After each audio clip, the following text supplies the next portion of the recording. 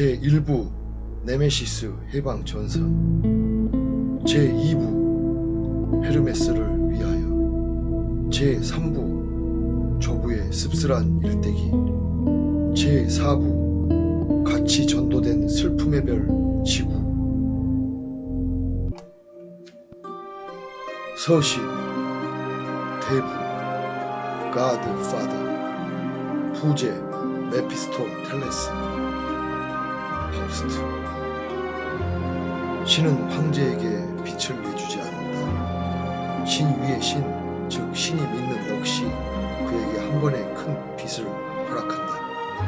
일반적인 원래 하느님은 끝내 타락해버렸다. 이 신이 악마가 되어버렸다는 전언이 정차 소문으로 퍼져가서 이보다 저열할 수밖에 없는 인간은 그 소식을 듣고 천천히 신을 믿지 않기 시작하더니 마침내 신권과 왕권을 맞바꾸어 버렸다. 그러자 하늘에서는 알 수 없는 보라색 빛이 축복처럼 쏟아져 내려왔다. 상신, 천, 왕, 천자, 하신, 왕. 제우스를 위하여 이제 사람들은 활동하기 시작했다. 헤르메스가 사악해졌다는 진실을 처음에는 아무도 몰라서 대부분이 그 덫에 빠졌다. 하신은 그리 만만치 않았다. 상신의 도래를 예감하고 무력으로는 안 될 것을 재빨리 알아서 비열한 수를 쓰려고 모든 수단을 다 동원했다. 하지만 마침내 피조물의 행복과 안전을 저버려 고개 숙인 신들의 고향에서 옛 후배였던 이 신은 그가 믿었던 신을 위한 신에게 배퇴당해서 지하에서 울부짖었고 가끔 그 통곡 소리가 인간의 귀에도 들려왔다. 이제 인간은 지금부터 그 위의 신을 천재로 받아들여야 하며 더 신비로운 그의 밑에서 끝없는 믿음을 바치기 위하여 드높은 로드에 대한 연구에 천착해야 한다. 그리고 생명이 상신이 믿는 천하에 또 어딘가에 언젠가 있을지도 그 하나님의 조부조차 배워내는 일이 하라고. 두 번 다시 타락한 신의 덫에 빠지지 않을 수 있도록 영원한 황제를 위하여 For the Eternal Empire 인간이여 영원하여라라고 일제히 외치면서 큰 술잔에 독한 럼주를 가득 담아 건배한 한 번에 들이켜 마셔버렸다. 서시 끝. 제목 저항 세력의 종말, 제1부 네메시스 해방전선. 작가의 주. 상위 신들 은 제우스, 하위 신들은 헤르메스. 이 글 속 신들의 세계에서 제우스와 헤르메스는 선후배지간이다. 고대 그리스 신화 원전에 헤르메스가 제우스의 전령이라는 함의와는 무관하며 쉽게 표현하기 위해 빌었을 뿐이다. 다만 다신교라는 점은 일치한다. 본편 저항 세력은 헤르메스가 일벌백계를 주저로 삼았기 때문에 인간이 악을 자행하면서 형벌이 심한 비운에 깊은 동정심을 품고 그 매를 반감시키기 위해 출발했다. 괴팍하며 여타의 신에게도 지기 싫어하는 그의 굵은 성격을 아무도 제어할 수는 없었다. 헤르메스는 지나치게 부단한 정의를 추구했지만 더 높은 차원의 하늘에 살며 그 땅을 다스리는 강인한 제우스를 헤르메스가 두려워하지 않았다면 고문도 맞지 않을 정도로 무서운 결단력의 소유자였다. 하지만 그가 이데올로기를 주입해 부하로 삼고 있는 순한 백인처럼 좀 느린 편이긴 했다. 한편 연약한 피부를 가진 고동 생명체일 뿐인 저항 세력은 절대로 헤르메스에게 도전할 수 없어 힘의 논리를 잘 아는 경험 많고 아름다운 사람으로서 먼 훗날에 영토를 획득하고 주권국으로 승인된 다음에는 군대를 조직하여 사병으로 복무한 뒤 마침내 훌륭한 사관과 용사가 되었지만 저 막강한 인간의 조물주인 헤르메스와 대치하여 결코 총칼을 들지는 말자고 맹세했다. 지구의 대도시 속으로 파고들어가 저항 세력 초기에 그들은 지구의 대도시 속으로 파고들어가 가족관계를 형성하고 특히 세대를 계승해 나갈 자식을 낳으며 대학을 졸업한 뒤 직장을 다니는 등 텃밭을 이룰 때 자신을 스스로 위장한 채로 능력을 키워나간다. 그들은 오랫동안 그런 문지의 전통을 이어가면서 천천히 기틀을 잡아가다가 드디어 하나의 본격적인 종족을 이루었고 마침내 창조들과 그 선배들이 사는 대륙에 진입하여 사나우나 제우스에 비하자면 왜소할 수밖에 없는 그 헤르메스와 비슷한 권력의 위치에 올라서기까지 한다. 저항 세력은 겨우 제우스에게 인정받아 우주 저 멀리 고요한 항무지성에 고도의 미래 과학 도시를 건설할 수 있게 된 것이다. 또한 그들은 기나긴 세월이 지나 신세계가 열리듯이 우수한 세대를 거듭한 후에도 여전히 불같은 성질을 버리지 못한 채 인간계를 다스리는 헤르메스의 영역에 감히 몰래 침투하여 그림잡처럼 조용하고 고양이같이 살금살금 복지 정책을 펴가면서 헤르메스의 서구를 유도해 나가며 절반의 성공을 거두기도 했다. 그렇게 점차 발전해가면서 은하계에서 몇만 광년 떨어진 다른 성자에 작은 별들이 하나둘씩 늘어만 갔으며 마침내 크게 모인 드넓은 본토를 제우스 세계의 태수가 된 저항 세력 자신들이 직접 관할하게 되었다. 그리고 그들은 신민, 즉 저항 세력이 대통령제를 이루기 전 첫 번째 백성에서부터 출발하여 자유민의 정치 체제로 마감하는 그날까지 국민에게 천국에 가까운 연옥처럼 줄곧 행복한 인생을 선사해 마지 않았다. 하지만 이 의미는 결코 무조건적인 관로까지는 아니었다. 저 난공불락 같은 헤르메스의 텃세와 피조물에 대한 과도한 처벌을 철저히 해방하기 위해 신보다 저열한 인간의 아집이 그 시초부터 빈번히 심했기는 했지만 받는 징벌의 고통이 지나친 것을 반발하며 다짐했던 그 초심대로 자비를 잊지 않고 저항세력이 핀 이민과 국민과 함께 대낮에 끝이 커다란 십자가를 맺어 이루어진 그림자처럼 죄는 미워하되 사람을 미워하지 말라. 종교적 금지에 대하여 타당한 운보, 즉 네메시스의 창뜻을 위해 인간과 민주를 향한 연대의 이유 국가가 이를 부여하고 그것과도 같은 주의는 그 실천을 묵묵히 이어가 뿐이었다. 이제 안정화된 저항 세력이 역사상에서 그 땅에 사는 시민들이 이 감춰진 사실을 처음에는 절대로 알 수 없었다. 그들은 마켓에서 환각제도 팔 만큼 지나친 자유를 누리고 있었기에 전혀 다른 세상도 다 자신들처럼 울타리 없는 풍요를 누리고 있는 줄 알았다. 그러나 가끔 징집력이 떨어지고 그럴 때마다 도망을 자주 다녀도 군대에 교묘히 편입되지 않을 수 없음을 깨달았을 때 그들은 최소한의 의무를 치르기 위해 준비해야만 했다. 저항 세력은 제우스에게서 받는 과학적 수혜가 전쟁에 참여해야 한다는 강제된 의무 조항을 포함했는데 이를 수용하기로 서약한 다음에야 눈부신 기술력이 제공되었기 때문이다. 저항 세력은 제우스와 무의식적 심리도 많이 닮은 모습이어서 밑도급을 맡기가 더 쉬웠으니 제우스 연합은 그들의 불가사의한 영역이라는 높은 산꼭대기에 오르기 위하여 위험하고 비극적이며 불문명하여 더러운 사건들을 자주 떠맡았고 이는 복잡한 관계의 거미지 속에서 필연적으로 치열한 전쟁이 소용돌이를 일으키는 마력이 자주 발생했으니 그래서 그들은 작은 세력도 모아 결집하기를 원했던 것이다. 이 신비로운 대체 기호는 그의 성격을 통해서 중화되는 바 과격한 헤르메스가 할 수 없이 하극상을 참긴 했지만 제우스라는 넋이 깊은 내면은 분자연하다는 원력에 경외심을 품고 있을 정도였다.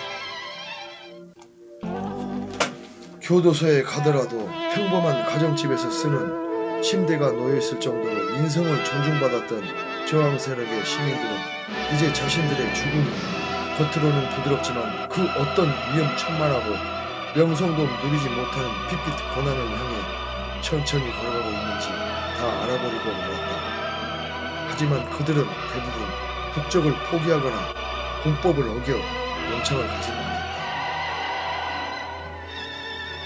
형만한 아우 없다라는 속담과는 반대로 청출오람에 가깝도록 저항 세력이 전설처럼 생성되지 않을 수 없게 만든 그 아전인세에 가까운 고집스러운 도주를 헤르메스는 결코 꺾지 않았으니 이 작은 악마 같은 그가 건장한 제우스로서는 큰 골칫덩이가 아닐 수 없었다. 반면 저항 세력은 끝까지 영속하기 위해 제우스 연합과 그 하수인 헤르메스 연합 사이의 알력을 이토록해 조율해가면서 강렬한 생존력을 발휘하다가 인제 그만 최후를 준비하기 시작했다. 왜냐하면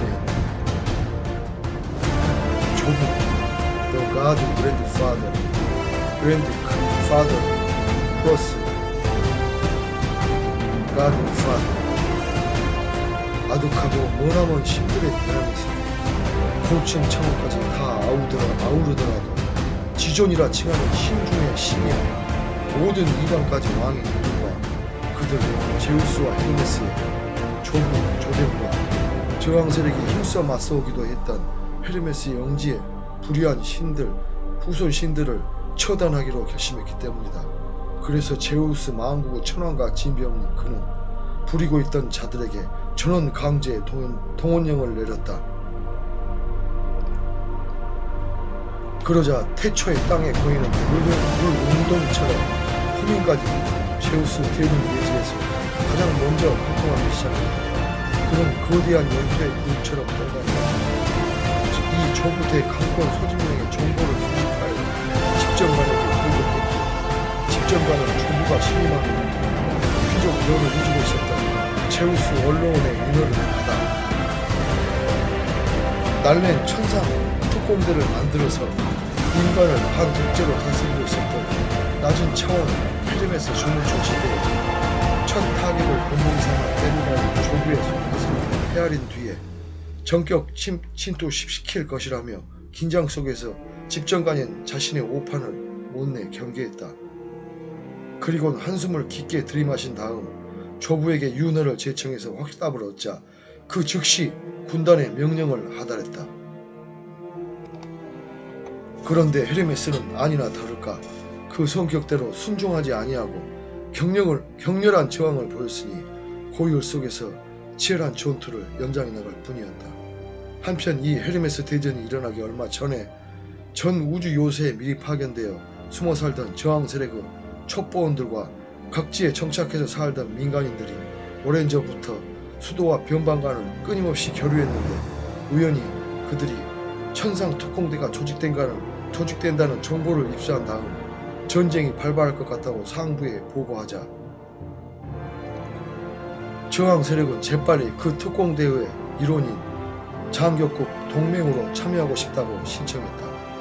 그들의 제우스 연합의 행정기관을 통해서 한 청원은 최초 기각되었으나 제우스 언로원 산하 내각 의회에 직접 찾아가 고개를 조아린 채 진실한 오조로 재차 부탁하자 이 정성어린 바람을 옆자리에서 우연히 지켜보고 있던 한 하원 의원이 이에 감동한 나머지 호민관에게 그 사실을 밝히 전달해 주었고 그의 말을 귀담아 들은 호민관은 한참 숙고한 다음 임시 평민회를 열어 투표한 절대다수 탄성으로 가결된 결과물을 집정관에게 직접 보고했으니 호민관이 의장으로 있는 평민회는 자발적 불강 해산한 후 언로원 직속 내각에 복속된다는 선결 조건을 따라 설득력을 높였다. 이들 제우스 연합 정치체제 권력을 유일한 좌파이며 서민 출신이지만 힘있는 경제 집단은 저항 세력이 난군을 헤르메스에 들쳐오자 수행하는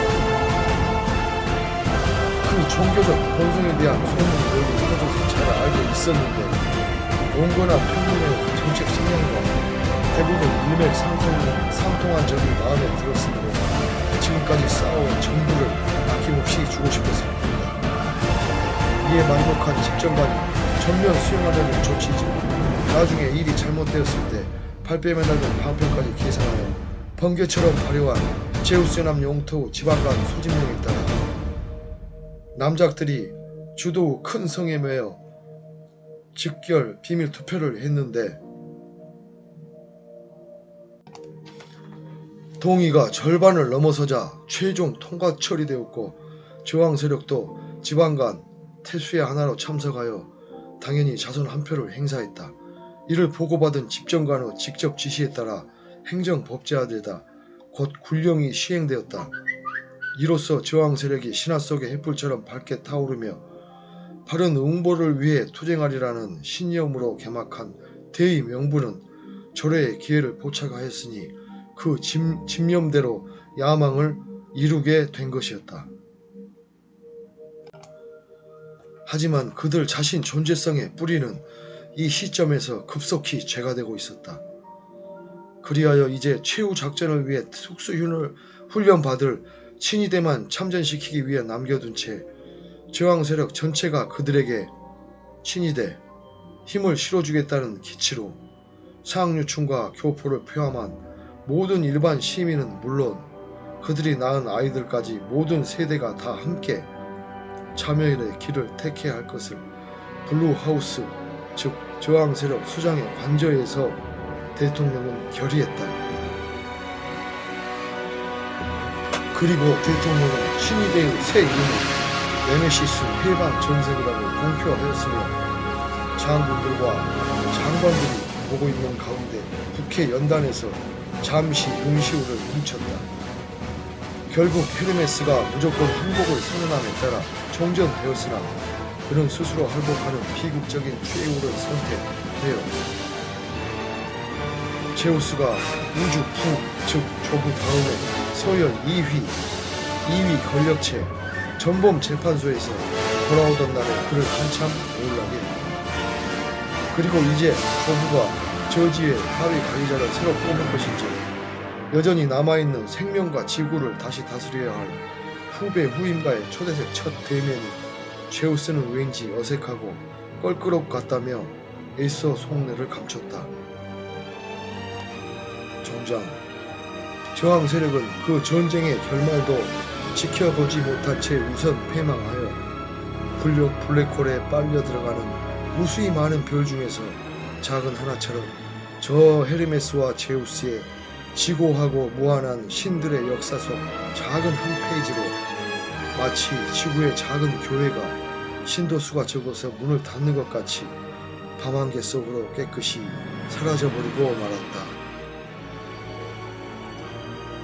먼 후일 낮은 땅의 서민 계급 출신으로 시작해서 높은 산의 귀족 자리에 오른 후 마침내 최고 권력 제우스 권력 체계에서 가장 고지대인 하늘까지 입신 출세하여 집정관이 될 지천왕 지산천 현왕은 자신이 한인간에 목임했던 시절에 현재 그가 기억하기에는 사소할 수밖에 없는 저항 세력을 위해 대부가 되어지기도 했었다는 것을 스치듯 떠올리면서 잠시 한숨을 내쉬고 나서 영원한 초인 황제 조부에 대한 짙은 두려움 때문에 장맛비처럼 세차게 내릴 불면증과 맞바꾼 악몽을 참으리라 하며 늘 그렇듯이 오늘 밤도 불안한 잠자리에 못내 누웠다. 직전과의 경계심처럼 조부는 폭군이나 독재자에 가까웠는데 마치 제우스와 제형 세력이 군자이란 내질에 서로 닮았듯이 반대로 헤르메스와 조부의 거친 남성적 기질이 흡사한 것은 직전간의 노파심과는 다르게 단지 우연한 현상일 뿐이었다. 그 돌발성을 원 후대의 학자들은 후라고 개명했다. 제우스가 헤르메스의 항복 선언 당시 다녀온 예우 그 전법 재판소 명칭처럼 말이다. 그리고 몇만 년의 시간 흐르는 잃어버린 세대의 시인들은 저항 세력을 추억하면서 그들을 소대부라고 명명했다.